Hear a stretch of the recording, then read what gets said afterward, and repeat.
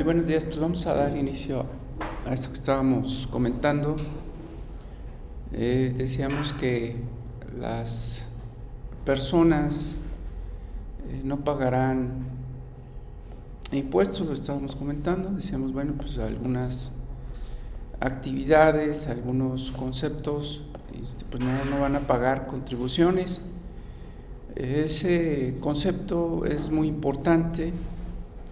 Normalmente las personas debemos considerar que debemos pagar impuestos, ¿no? Esa es la regla general, es decir, todas y todos vamos a tener que contribuir para los gastos públicos. Hay algunas otras actividades como las que se dedican a la pesca, la agricultura, todo lo del sector primario, tampoco están grabados, tienen límites también, pero bueno, son actividades que por naturaleza no están grabadas. Lo que hagan las sociedades, partidos políticos, todas las sociedades sin fines de lucro, tampoco. Ya estábamos viendo, bueno, pues los de las personas físicas, y vimos algunos conceptos que son interesantes. De entrada comentábamos que todo lo que tiene que ver con las cuestiones laborales, todo lo que tiene que ver con prestaciones distintas al salario que reciban los trabajadores, indemnizaciones por riesgos de trabajo, por enfermedades, jubilaciones, pensiones, reembolsos de gastos médicos, prestaciones de seguridad social, dineros que se den por incapacidades, por becas, todo lo que tiene que ver con apoyos a los trabajadores, por así decirlo, que den algunas empresas. Si retiramos algo del Afore, tampoco. Decíamos lo que tenga que ver con algunos dineros que los trabajadores obtengan de cajas de ahorro, de fondos de ahorro que les den a las empresas, cuotas de seguridad social que paguen los patrones en beneficio de los trabajadores, lo que se les da cuando se separan los trabajadores como primas de antigüedad, indemnizaciones, algún dinero por retirarse del trabajo, gratificaciones que les den sus patrones, servicios, también decíamos servicios que reciban personas mexicanas o mexicanos que se van a trabajar al extranjero, a consulados, a embajadas. Es decir, también si el Estado manda a un funcionario público que lo represente a un organismo internacional, hay mexicanos o mexicanas que los manda el gobierno a representarlos en organismos internacionales, entonces tampoco. Todos los viáticos que se le paguen a los trabajadores, tampoco. Cuando se vendan las casas, comentábamos que era otro de los que está aquí arriba. Enajenaciones, decíamos, de la casa habitación, comentamos que así fue el último que estábamos hablando. Y bueno, pues son algunos de los conceptos, como también los intereses que den instituciones de crédito, que se den de entrada. Bueno, pues sí tenemos que pagar porque está topado, lo comentamos también, que es muy, muy importante, ¿no? Entonces aquí están intereses, si son de cuentas de ahorro para el retiro o de cajas populares, ¿no? Pero topado hasta 5 salarios mínimos. Ya lo habíamos comentado también. Todo lo que paguen las aseguradoras, lo que le entreguen a una persona, ya sea por un accidente, por muerte, todo lo que se den las aseguradoras, es un contrato que se celebra con estas instituciones, y en una eventualidad, bueno, pues ahí está. Las herencias, bueno, pues si algún familiar les va a heredar algo, pues las herencias, lo que se dé en vida también, que es el legado. Bueno, pues yo en vida te voy a dar tal cosa, también eso está exento. Y los donativos también entre cónyuges, entre ascendientes, descendientes en línea recta, y está topado otro tipo de donativos están topados hasta 3 veces el salario mínimo. De ahí en más pues ya se va a cobrar esa cantidad. Esto ya lo habíamos comentado previamente, por ahí nos faltaron algunos conceptos, los vamos a terminar rápidamente para ver la siguiente temática. Y premios, también los premios, pero no todo tipo de premios. Bueno, pues normalmente son premios por concursos científicos. Por ejemplo, no sé si han escuchado, a veces dicen, el Congreso convoca que hagan un artículo sobre tal tema y el premio va a ser tanto. Entonces, científicos, artísticos, literarios.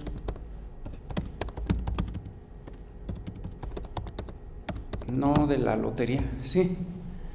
De la lotería, bueno, también tiene sus topes.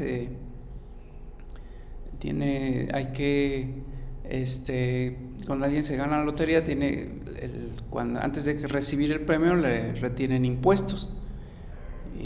También sí está exento una parte, pero sí normalmente casi no se paga por eso. Pero bueno, aquí habla ese artículo de la ley del impuesto sobre la renta, bueno, pues de estos premios otorgados por el Estado, por así decirlo, ¿no? O por instituciones educativas, científicas. Entonces ahí está, ¿sí?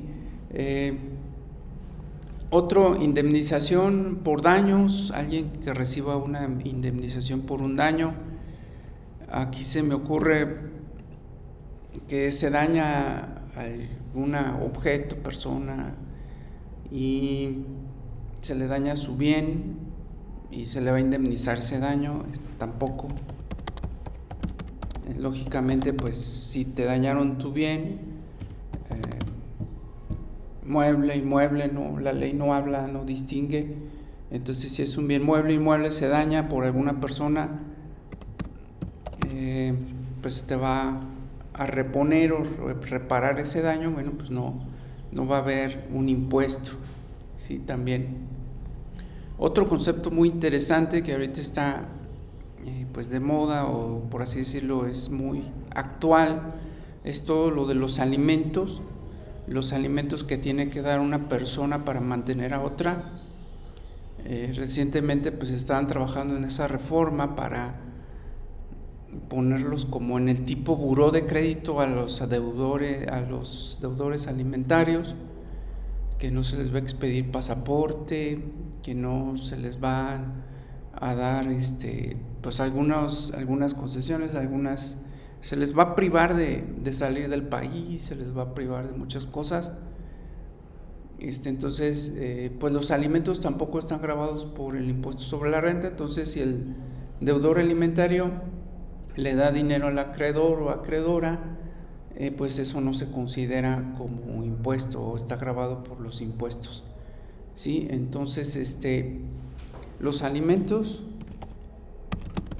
no pagan impuestos, que paga el deudor alimentario al acreedor alimentario.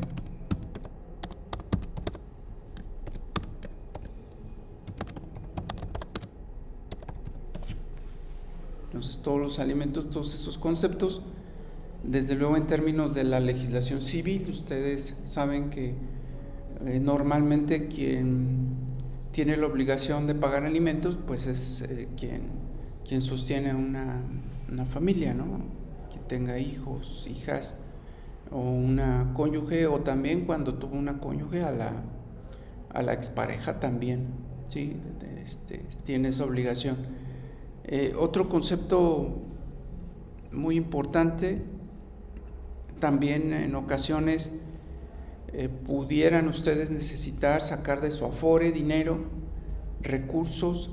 Entonces retiros del Afore tampoco generan impuestos.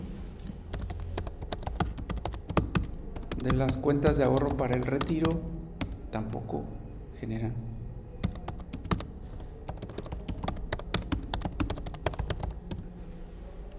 Sí quiero decirles que aunque no paguen impuestos, las personas tienen que estar inscritas en el Registro Federal de Contribuyentes, tienen que llevar contabilidad, ¿sí? Eso es muy importante. No quiere decir que por el hecho de no pagar impuestos, pues yo ya no voy a inscribirme, no, hay que cumplir con las demás obligaciones. En materia fiscal tenemos obligaciones de fondo y tenemos obligaciones de forma. La de fondo es pagar, esa es la que a veces no se cumple o no estamos obligados a cumplirla, pero las de forma sí, todas las de forma sí estamos obligados, es decir, inscribirnos y llevar contabilidad, sí se tienen que cumplir. Otro concepto, todas las enajenaciones de derechos parcelarios, es decir, todo lo que se venda cuando se venden las parcelas, ¿sí? Todo lo de derecho agrario que se venda, ¿no? Entonces, enajenación de derechos parcelarios.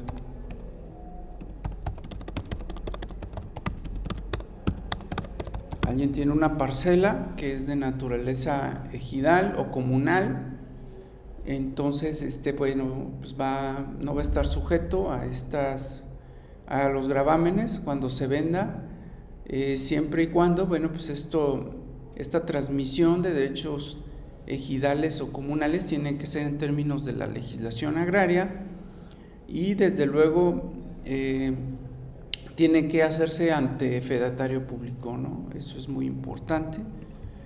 Sí quiero decirles que todo lo que tiene que ver con inmuebles tiene que ser ante fedatario público. El fedatario público, recuerden que es el obligado a calcular los impuestos y en su caso retener esos impuestos. Entonces sí consideren eso, porque muchas personas hacen ventas privadas de inmuebles. Eso no es correcto. Todo lo que tiene que ver con eso tiene que ser ante fedatario público. Entonces, me vendió su casa, ya le di un anticipo, no, tiene que ser ante fedatario público y él hará el trámite correspondiente para la compraventa, ¿sí?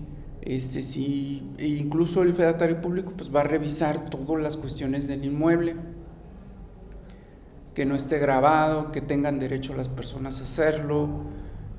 Los notarios o notarias pues tienen muchos conocimientos en la materia y van a impedir que haya alguna afectación para alguna de las partes que estén celebrando ese contrato. Es relevante que revisen, porque no tenemos aquí oportunidad, a ver si posteriormente lo publico o lo exponemos en lo que es materia civil. Al leer el Código Civil nos habla de qué contratos pueden ser verbales y qué contratos tienen que ser escritos y qué contratos tienen que ser ante fedatario público, ¿sí? Entonces eso es muy importante. Yo lo que les digo es que en materia fiscal, para efectos fiscales, todo tiene que ser en contrato escrito. Si no es ante fedatario, al menos sí ratificado ante fedatario público. En fiscal no valen los contratos verbales, tienen que ser por escrito. Aunque el Código de Procedimientos Civiles diga, puede ser verbal, puede ser escrito, no. En fiscal, cuando el fisco hace una auditoría, hace una revisión, nos pide los contratos escritos, no verbales. Entonces eso es muy importante y además nos pide que estén ratificados ante fedatario público. Entonces eso es relevante, ¿no? Que se deba considerar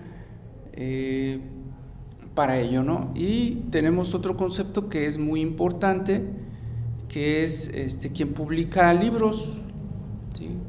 Entonces, publicación de libros, periódicos, revistas, tampoco.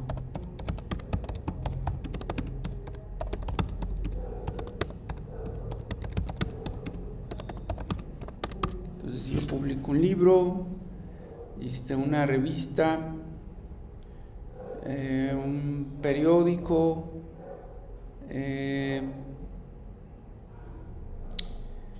grabaciones de obras musicales de propia creación también, que tengan que ver con algo literario, artístico. Sí tiene un tope en este monto, está exento o no se paga impuestos, como se le pudiera llamar, ¿verdad? Hasta 20 salarios mínimos al año, elevados al año. Entonces vamos a poner hasta 20 salarios mínimos elevados al año. Ya pasándose de esa cantidad,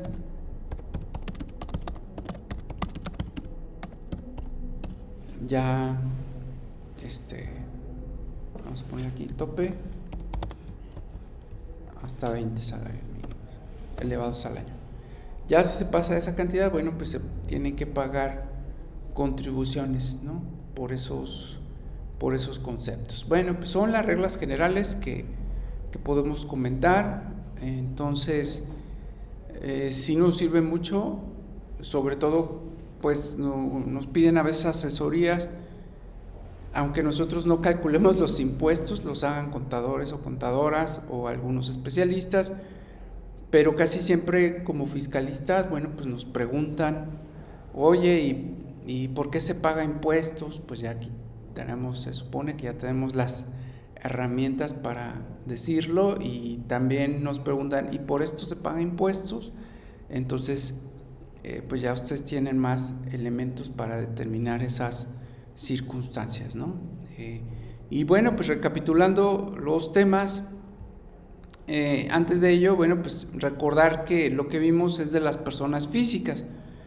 Las personas morales pagan impuestos, excepto no pagan tanto impuesto, por así decirlo, o no están tan afectadas lo que son las escuelas, los templos, instituciones de beneficencia, los partidos políticos, ¿sí? Lo voy a agregar aquí porque eso no lo puse, partidos políticos. Sí pagan impuestos, pero no como una persona moral, como una empresa normal. Tienen disminuida su carga impositiva. Incluso a veces solo pagan impuestos en ocasiones, nada más por ciertas operaciones. Tenemos entonces las sociedades, las SA, que son sociedades anónimas. Nosotros las conocemos también como sociedades mercantiles, ¿sí? Entonces, en materia de sociedades tenemos que distinguir entre sociedades civiles, sociedades mercantiles, y las sociedades de carácter financiero, las sociedades agrarias. Tenemos esas 4 clasificaciones. Dentro de las sociedades civiles, ¿sí?, tenemos esas que se llaman asociaciones civiles. Dentro de las mercantiles se les llama que son las del régimen general. Todas las mercantiles, todas las de derecho financiero, ¿sí?, todas las casas de bolsa, todas esas los bancos, que son instituciones, son personas morales del sector financiero. Estas personas de derecho mercantil son quienes sostienen al Estado, son los que más pagan impuestos. El Estado vive de sus contribuciones. Entonces, los que pagan menos, pues ya serían las asociaciones civiles, escuelas, templos, colegios de profesionistas, instituciones de beneficencia, partidos políticos, entre otros, son los que tienen una menor carga impositiva. Y tenemos, lo comenté, pues todas las de derecho agrario, que tienen disminuida también su carga impositiva, los que se dedican a la agricultura, a la pesca, los que obtienen recursos de animales o de plantas, también tienen pues muchos beneficios en cuanto a su carga impositiva. Es decir, son beneficiados por el Estado para no pagar tantas contribuciones. ¿Por qué?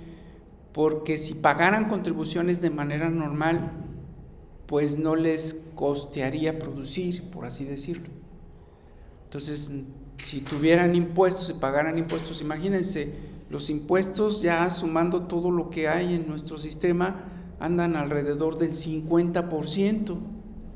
O sea, de una ganancia de un producto, los impuestos andan alrededor del 50%. Entonces, si alguien produce, o sea, se dedica a la pesca, imagínense, de la pesca el Estado se quedara con el 50% del valor, pues no les costearía, no saldría más caro el producto también. Entonces, por eso es que el Estado, todo lo que tiene que ver con el campo, la agricultura, la pesca, no lo grava. Si hubiera impuestos para las instituciones de beneficencia, pues no existirían esas instituciones. Si hubiera impuestos normales para las escuelas privadas, entonces de alguna manera disminuiría su número o subirían los costos, entonces hablaríamos de que habría menos oferta de estos servicios, habría menos templos, habría menos partidos políticos. Entonces la razón de que tengan ese beneficio es porque al Estado le interesa que proliferen este tipo de actividades. Sin embargo, todas las sociedades mercantiles, las civiles, excepto las cooperativas tienen beneficios también fiscales, las sociedades cooperativas tienen algunas ventajas, pero de ahí en más todas las sociedades de carácter mercantil, reguladas por la Ley General de Sociedades Mercantiles, Ley de Instituciones de Crédito, ahí tienen esa carga impositiva y el Estado vive prácticamente de sus impuestos. Muchas personas físicas dicen, es que el Estado vive de nuestros impuestos. Realmente la mayor recaudación del Estado lo hace de las empresas. Los particulares, aunque sí pagamos, de nosotros no vive el Estado. ¿Sí? Entonces estamos hablando de que si quisiéramos decir un porcentaje, el 70% es de las empresas, de lo que vive el Estado, y el 30% de nosotros. O sea, pues de nosotros casi no obtiene recursos, ¿sí? Es muy bajo. ¿Quiénes pagan esas contribuciones? Bueno, pues las empresas nacionales y las extranjeras, ¿sale?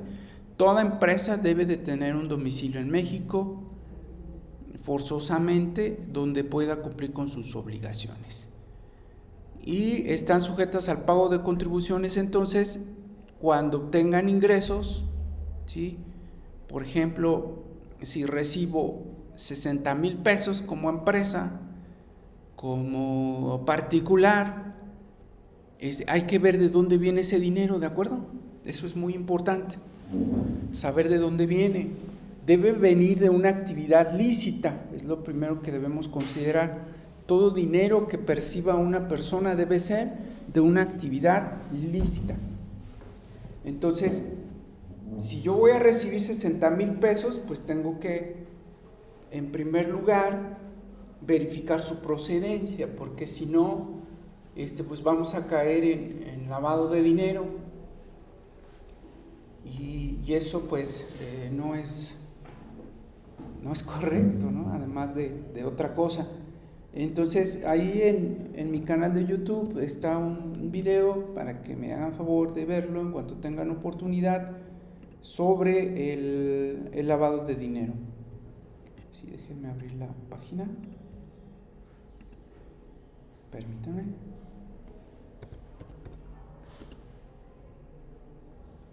Y pues a mí me gustaría que si tienen una oportunidad, revisen ese video, ¿sí? Sobre el lavado de dinero.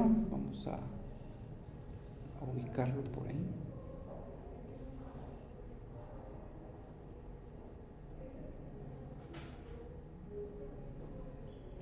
Bueno, sí quiero comentarles que algunos videos están por suscripción. Hay que pagar una suscripción, no es algo caro.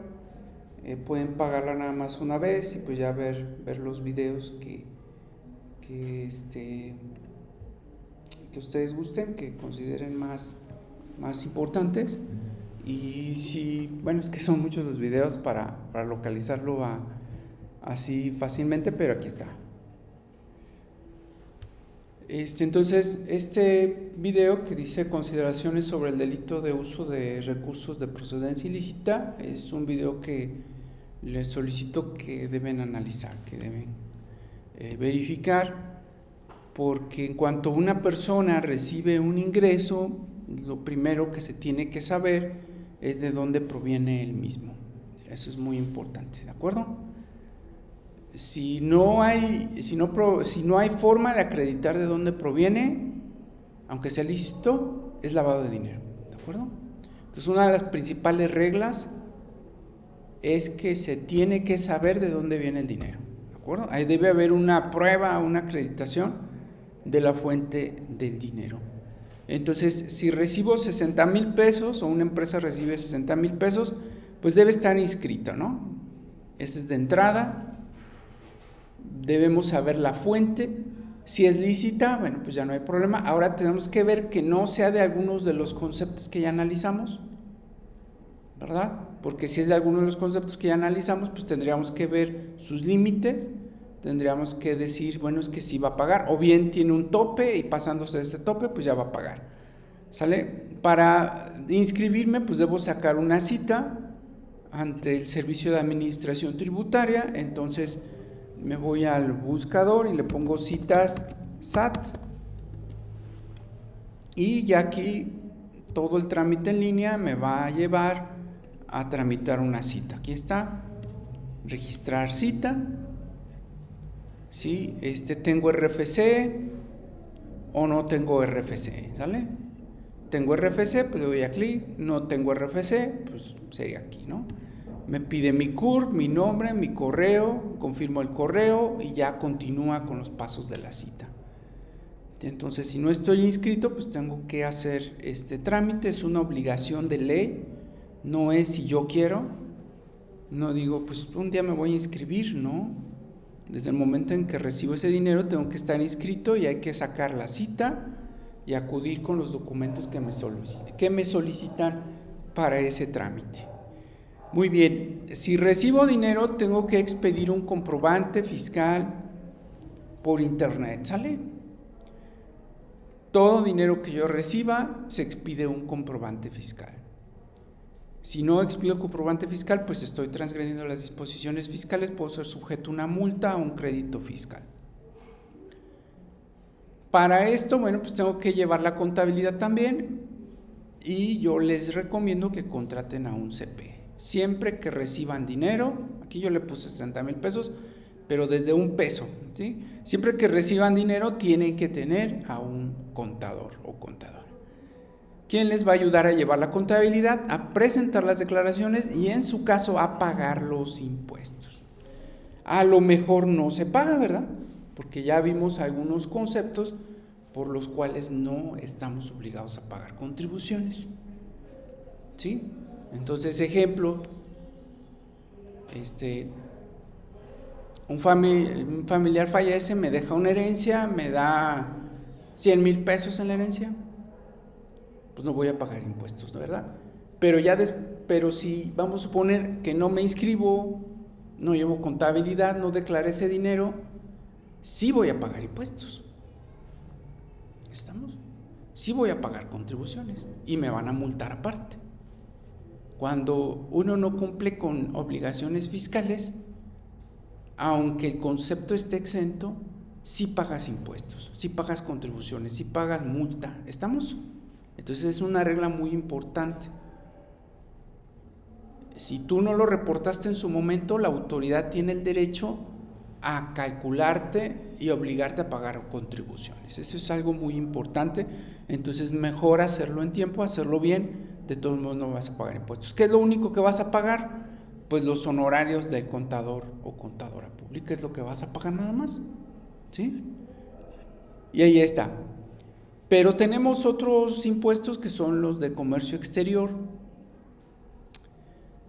Están regulados en la Ley de Impuestos al Comercio Exterior, Ley de Impuestos sobre la importación de mercancías, que se llama Impuesto General de Importación.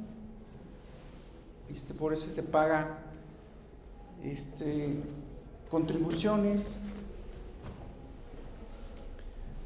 Tenemos especialistas que nos asesoran en esto, que son los licenciados en negocios o relaciones internacionales, que son quienes nos van a apoyar a esa parte de la importación de mercancías. Y También aplica la ley aduanera. La ley aduanera regula un procedimiento que se llama PAMA. El PAMA es el procedimiento administrativo en materia aduanera que se finca a una persona que no paga impuestos a comercio exterior.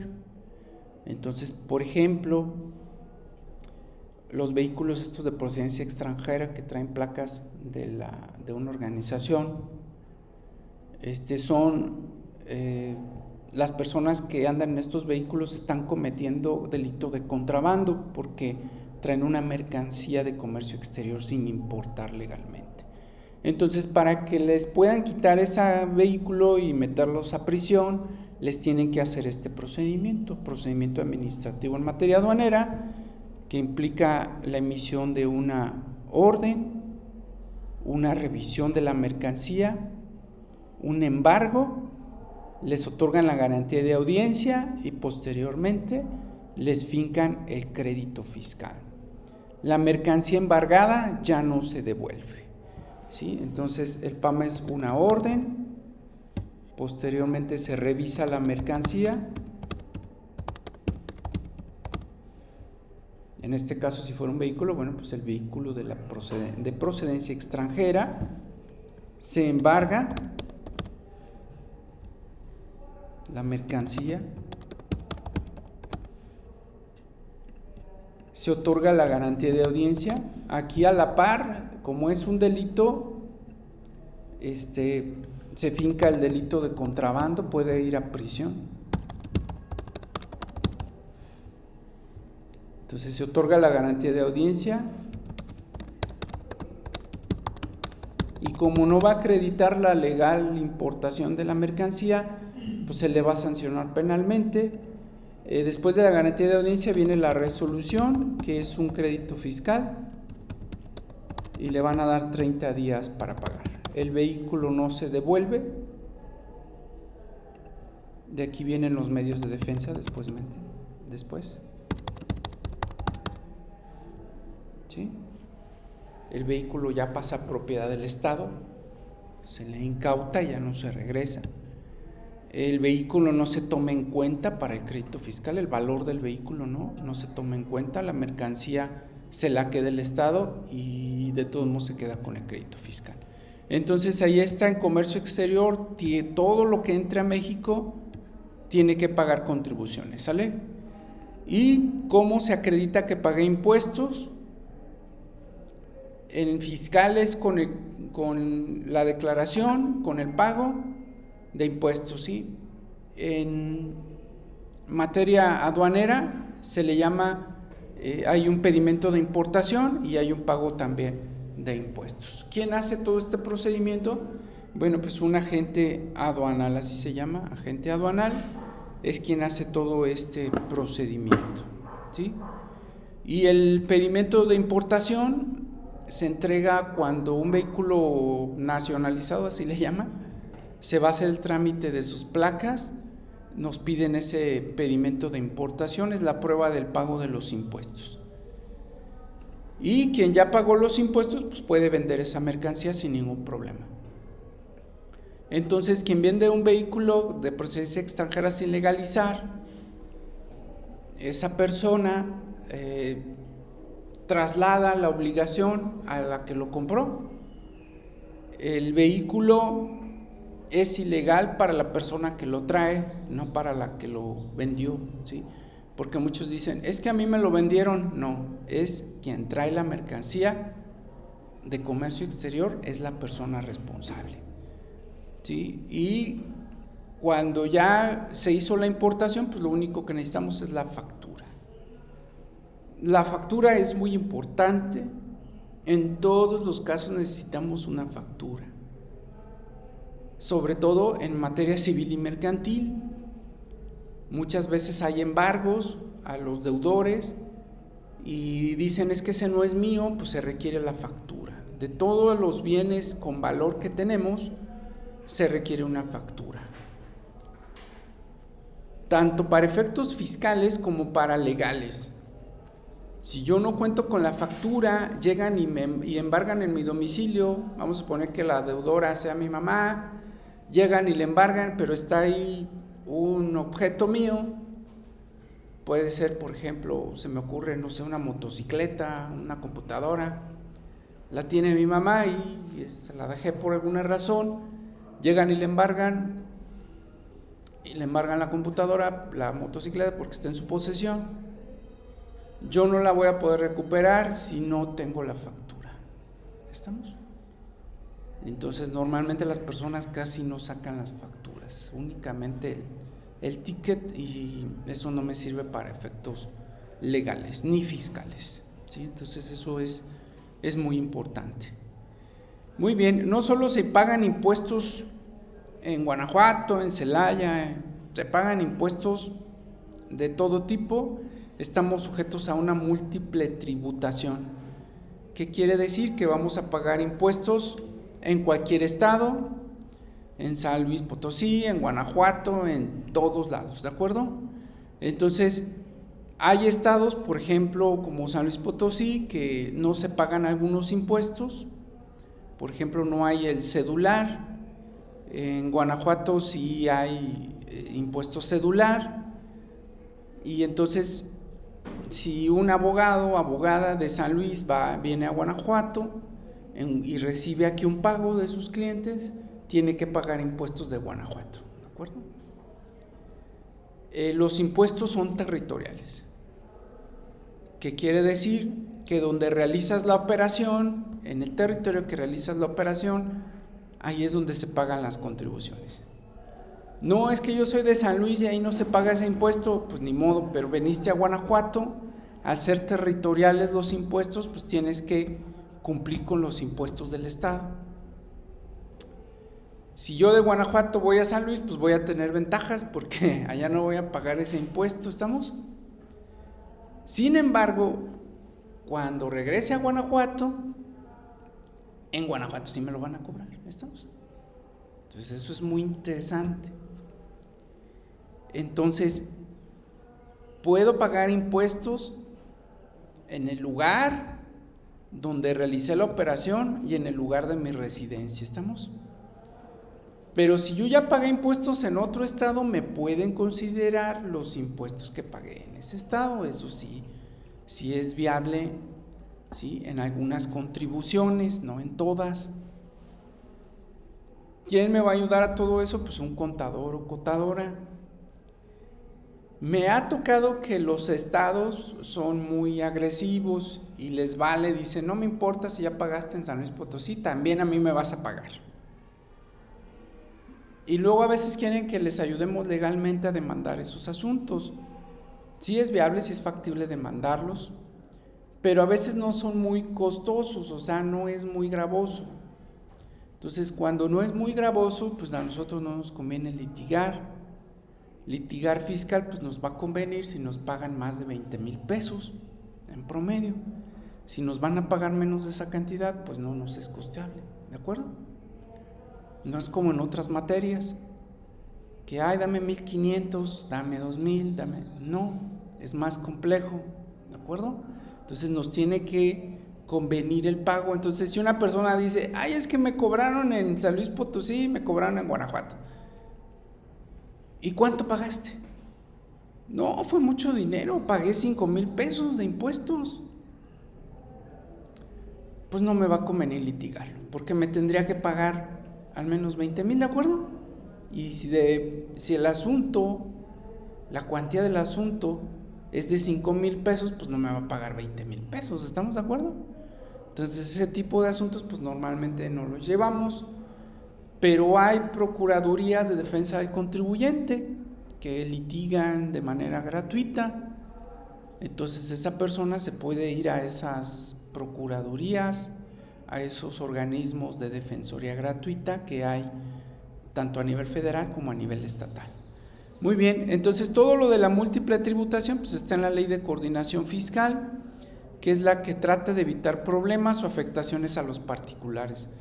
Entonces esa ley establece que la federación, estados se van a coordinar para no gravarnos tan agresivamente el pago de contribuciones.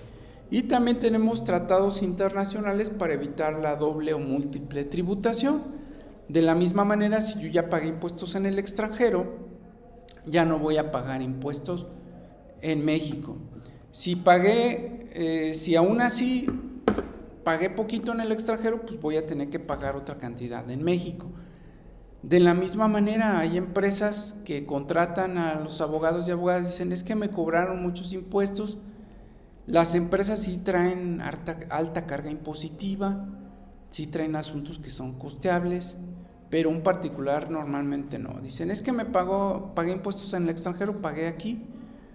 Si tus montos son bajos, entonces pues no es costeable para un abogado o una abogada litigarlos. Entonces ahí está. Hay leyes entonces que protegen a una persona para evitar que pague dobles impuestos. ¿De acuerdo? Pero si aún así le afectan, pues tenemos los medios de defensa. Pero debe ser costeable para litigarlos. Muy bien, recapitulando, pues vimos dos términos, que era la competencia tributaria y la potestad tributaria.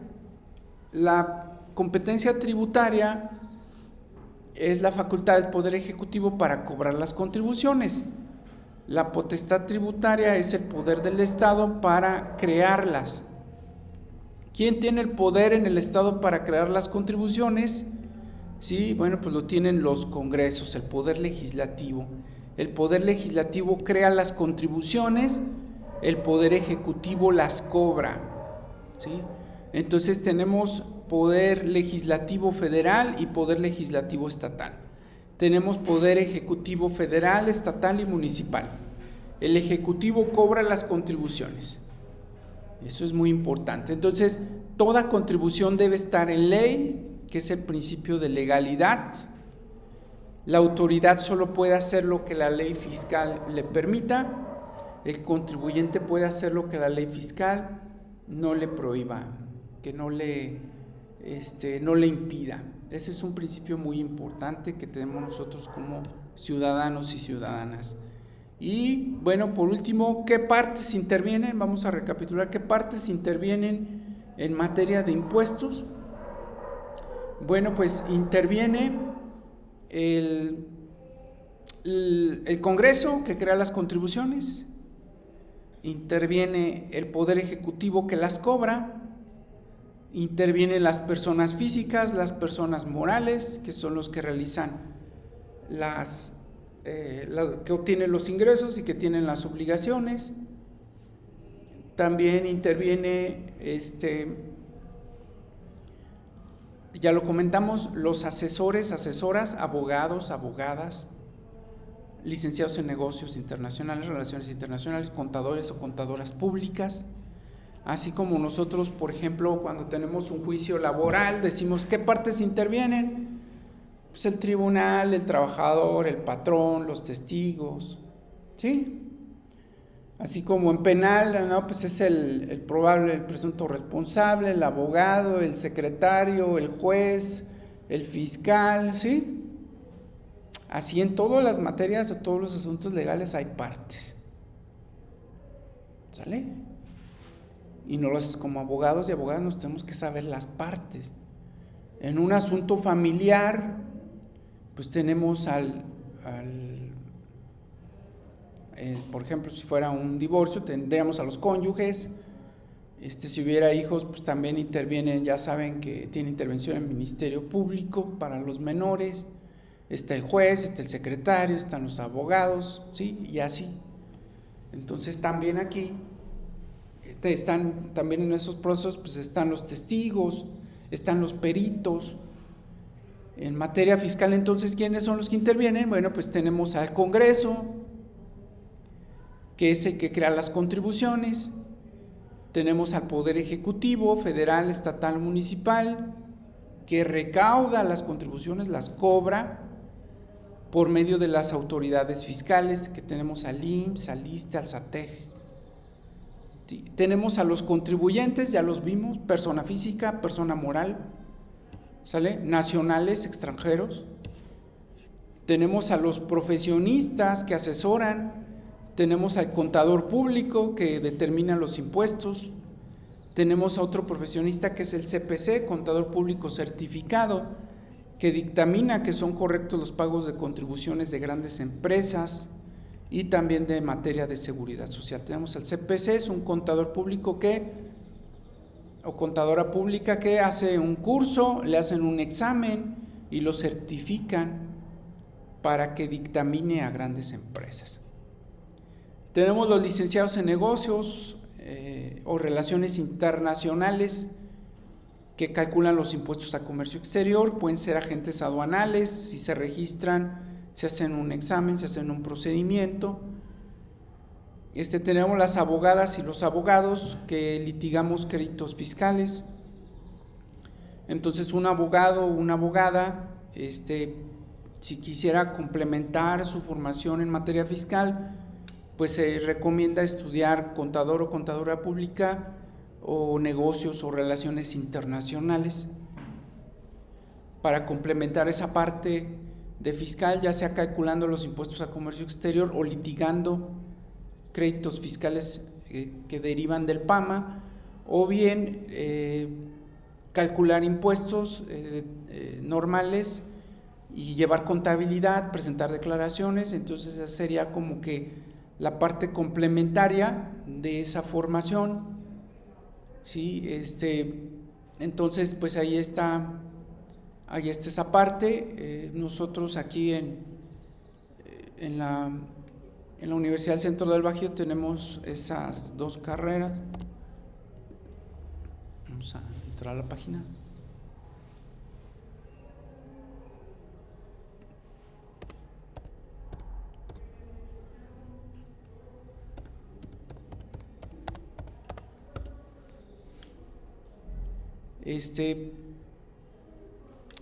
Podemos entrar a Uniceba. Bueno, pues ya se usa un poquito más el Facebook, ¿no? En Facebook encuentran a la universidad como Extensión Universitaria Uniceba, y pues ahí vienen los datos de contacto, ¿no? de la universidad, y aquí se pueden contactar con ella, ¿no? Y la Universidad del Centro de Bajío tiene esas dos carreras, la licenciada en negocios y la de contaduría, y tenemos la maestría en fiscal, que también se ven esas partes, se ven ambos, se ve la parte de comercio exterior como la parte de impuestos y la parte legal, ¿no? Entonces ahí está. Entonces tenemos los abogados. Si no necesitamos estudiar negocios o relaciones internacionales, no importa, como abogado o abogada podemos litigar los créditos fiscales, podemos litigar todo lo que venga en materia fiscal, y nos apoyamos con la prueba pericial durante el proceso, y la prueba pericial es la que nos ayudan esos especialistas, los contratamos, ofrecen un dictamen para efectos del pago de las contribuciones, ¿sí? Y por último tenemos los tribunales, que es donde litigamos en materia fiscal, ¿sí? Ante ellos se litiga y emiten sus criterios o jurisprudencias. Entonces tenemos al Tribunal Federal de Justicia Administrativa, que tiene su página, que es donde se litigan, tiene juicio en línea también, se litigan ahí todo lo que tiene que ver con impuestos federales. Y tenemos el Tribunal de lo Contencioso, a ver si no hace ruido porque esta página casi no me gusta meterme porque tiene voz, pero tiene el Tribunal de lo Contencioso de cada estado. En este caso voy a abrir el de Guanajuato, y ahí se litigan los impuestos estatales.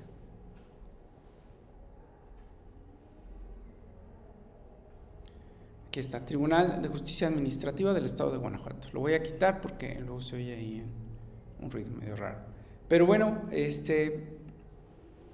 está. Emiten criterios, ante ellos litigamos como abogados o abogadas en el momento en que se le afecten los intereses particulares de nuestros clientes. Entonces, como contribuyentes, pues estamos sujetos al cumplimiento de obligaciones. Ya lo vimos, cuáles son esas obligaciones. Las voy a poner nuevamente, que están acá.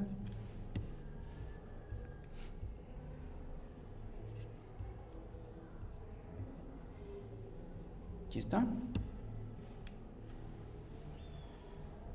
¿Qué tengo que hacer entonces como contribuyente? Pues cumplir con las obligaciones. ¿Cuáles son estas obligaciones? Están inscritos, expedir comprobantes, llevar contabilidad, presentar declaraciones, avisos y pagar impuestos, ¿sale? Entonces, aquí los voy a poner. Presentar declaraciones, pagar contribuciones. Si no pago contribuciones, voy a pagar multas, que son los accesorios. Tengo que llevar contabilidad. Para ello me auxilia un especialista y tengo que pagar impuestos a nivel federal, estatal y municipal. ¿Sale? Me debo dar de alta. Ya vimos que para darme de alta me tengo que meter al sistema, ¿sí? Y eso es lo que tengo que hacer para llevar mis obligaciones. Entonces, vamos a ver las declaraciones fiscales. Es expresarle a la autoridad cuánto ingresé, cuánto gané, cuánto pago de impuestos. Es una declaración. Te declaro que gané tanto y te pago tanto. ¿Quién hace el cálculo? El especialista, ¿verdad? Que es el contador o contadora, pero quedamos que también podía ser un notario, o sea, un fedatario público, agentes aduanales, si es en comercio exterior, ¿sí? Entonces, ejemplo, si yo percibo un ingreso del que conoce la autoridad, no puede existir discrepancia, no puede haber una diferencia entre lo que gano y lo que gasto, ¿sale? Entonces, desafortunadamente la autoridad en muchas ocasiones no conoce lo que gano, porque no le aviso, porque no me doy de alta, ¿sale? ¿Por qué ocurre esto? Esto ocurre normalmente por el uso del dinero en efectivo. Entonces, yo ahorita le doy al compañero 500 pesos, la autoridad no se va a dar cuenta. ¿Estamos? Se los doy en efectivo. Pero si le hago la transferencia así, la autoridad se da cuenta en ese momento de que percibió ese dinero. ¿Sale? Entonces, ¿con qué recursos se tienen que pagar los impuestos? Con los recursos que obtengo de mis ganancias y que están reportados ante la autoridad. Entonces, si a una empresa le corresponde pagar 50,000 pesos de impuestos, lo tiene que hacer de los ingresos que gana, de lo que reporta. Si no tiene dinero, ¿cómo le va a hacer? Si no tiene dinero, puede litigar ese asunto y pagarle al abogado o a la abogada mientras consigue ese dinero, en lo que dura. O puede conseguir un préstamo, ¿sí? Pero no puede pagar en efectivo. Tiene que ser de sus cuentas donde se reporta ese recurso a la autoridad hacendaria.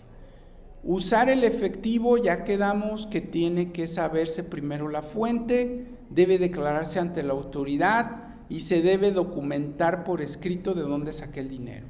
Entonces, nuevamente le voy a dar los 500 pesos al compañero de acuerdo a lo que vimos. Tenemos que hacer un contrato por escrito, ratificado ante notario, de por qué le estoy dando los 500 pesos. ¿Estamos? Se debe expedir un comprobante, se debe de estar inscrito, presentar declaraciones y pagar impuestos. ¿De acuerdo? ¿Sí? ¿Hecho? Entonces, no podemos omitir esa parte. En la vida real siempre se omite. Pero ya quedamos que las abogadas y abogados asesoramos a esas personas que cometen actos ilegales. Y entonces nos llevamos a la defensa a eso ilegal y tratamos de anularlo. En ocasiones se gana, en ocasiones se pierde. Depende, ¿de acuerdo? Bueno, pues hasta aquí le dejamos con este tema. Muchas gracias. Hasta aquí va a ser el examen. De hoy en 8 tenemos evaluación.